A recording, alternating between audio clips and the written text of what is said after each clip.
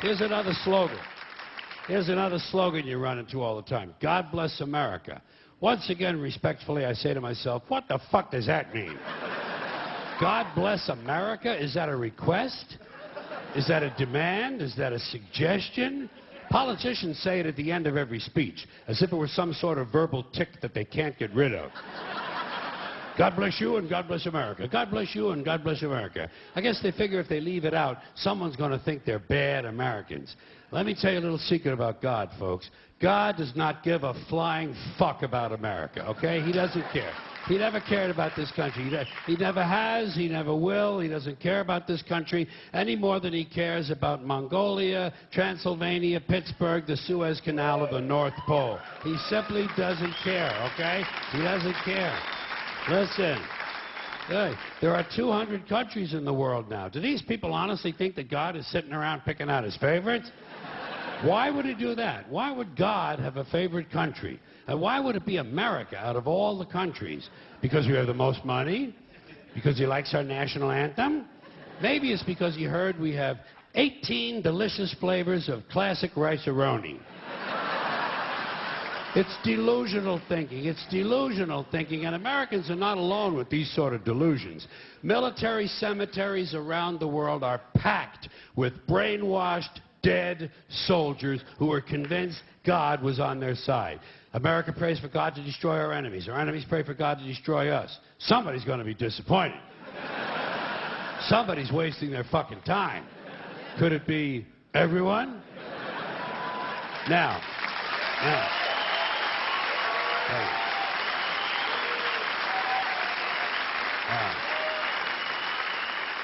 If people want to say God bless America, that's their business. I don't care. But here's what I don't understand. If they say God bless America, presumably they believe in God. And if they do, they must have heard God loved everyone. That's what he said. He loved everyone and he loved them equally. So why would these people ask God to do something that went against his own teachings?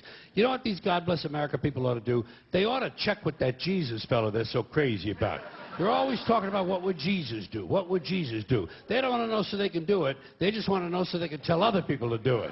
Well, I'll tell you what Jesus would have done. I'll tell you what Jesus would have done. He would have got up on the top of the Empire State Building and said, God bless everyone around the world forever and ever till the end of time. That's what Jesus would have done, and that's what these people should do, or else they should admit that God bless America is really just some sort of an empty slogan with no real meaning except for something vague like good luck.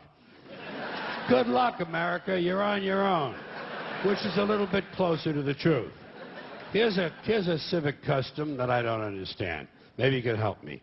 Taking off your hat when a flag passes by, or when some jackoff at the ballpark starts singing the national anthem. They tell you to take off your hat. What the fuck does a hat have to do with being patriotic? What possible relationship exists between the uncovered head and a feeling that ought to live in your heart? Suppose you have a red, white, and blue hat. Suppose you have a hat made out of a flag. Why would you take it off to honor the flag? Wouldn't you leave it on and point it toward the flag?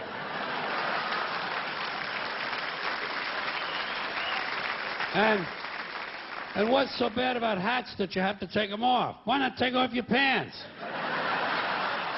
Or your shoes. They tell you at the airport, they say, take off your shoes. They tell you it's a national security, so taking off your shoes could be patriotic too. I started to question all this stupid hat shit when I was a kid. When I was a kid, I was a Catholic, at least until I reached the age of reason, okay? So, I was a Catholic for about 2.5 years, something like that. And during that time, one of the things they told us was that if a boy or a man went into a church, he had to remove his hat in order to honor the presence of God. But they had already told me that God was everywhere. So I used to wonder, well, if God is everywhere, why would you even own a hat? Why not show your respect? Don't even buy a fucking hat. And just to confuse things further, they told the women exactly the opposite. Catholic women and girls had to cover their heads when they went into church. Same as in certain temples, Jewish men have to cover their heads in those temples. In those same temples, Jewish women not allowed to cover their heads. So try to figure this shit out. Catholic men and Jewish women, no hats. Catholic Catholic women and Jewish men, hats. Somebody's got the whole thing totally fucking backwards, don't you think? And what is this religious fascination with headgear? Every religion's got a different fucking hat. Did you ever notice that? The Hindus have a turban, the Sikhs have a tall white turban, Jews have a yarmulke, the Muslims have the keffiyeh, the bishop has a pointy hat on one day and a round hat on another day, Cardinal has a red hat, Pope has a... Everybody's got a fucking hat. One group takes them off, the other group puts them on. Personally, I would never want to be a member of any group where you either have to wear a hat or you can't wear a hat. I think...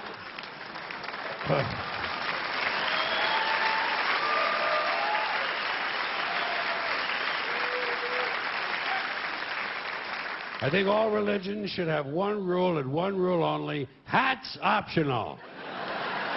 That's all you need to run a really good religion. Here's another one of these civic customs: swearing on the Bible. You understand that shit? They tell you to raise your right hand, place your left hand on the Bible. Does this stuff really matter? Which hand? Does God really give a fuck about details like this? Suppose you put your right hand in the Bible, you raise your left hand. Would that count? Or would God say, sorry, wrong hand, try again? And why does one hand have to be raised? What is the magic in this gesture? This seems like some sort of a primitive voodoo mojo shtick. Why not put your left hand on the Bible, let your right hand hang down by your side? It's more natural. Or put it in your pocket. Remember what your mother used to say? Don't put your hands in your pockets. Does she know something we don't know? Is this hand shit really important? Well, let's get back to the Bible, America's favorite national theatrical prop. Suppose the Bible they hand you to swear on is upside down, or backward, or both, and you swear to tell the truth on an upside-down, backward Bible. Would that count? Suppose the Bible they hand you is an old Bible and half the pages are missing. Suppose all they have is a Chinese Bible in an American court, or a Braille Bible and you're not blind. Suppose they hand you an upside-down, backward Chinese Braille Bible with half the pages missing.